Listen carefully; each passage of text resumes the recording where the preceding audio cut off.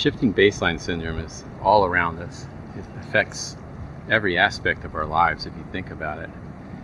I mean, our definition of what is the current or the normal condition of a place or a thing or an event is characterized by what we know.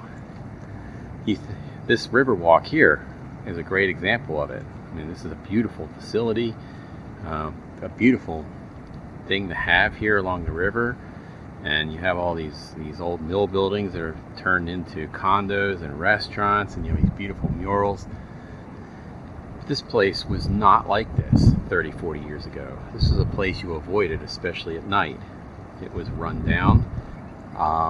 There was a lot of crime down here, and so people growing up here right now, people who are kids right now, and their families take them here willingly and enjoy. There's playgrounds and water fountains and all kinds of things here.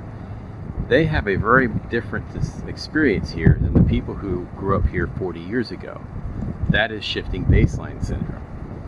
So it is around us. It affects us all the time. Shifting baseline syndrome is not always bad.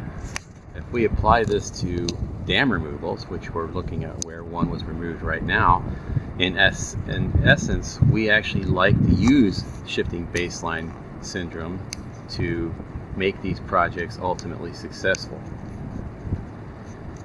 Usually when you tear down a dam, there's always people who are used to that dam being there. They're used to the lake behind it being there.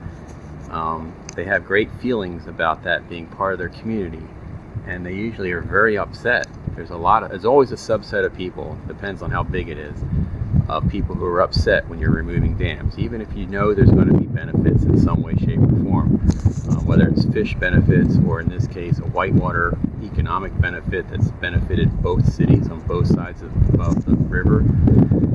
There were people who really didn't want these things coming down, and they're still upset about it today. But just think, 30, 40 years from now, people are going to be in their 30s and 40s or 50s who never knew anything but this river with those dams being gone. It will be normal for them. They will consider it good. They will consider it desirable. That is shifting baseline syndrome. And that is, in this case, it's a benefit because we have done something here, or they have done something here that is a good thing, that has benefited the cities, has benefited the fish to some degree, and eventually society will catch up to that. So shifting baseline syndrome is not always a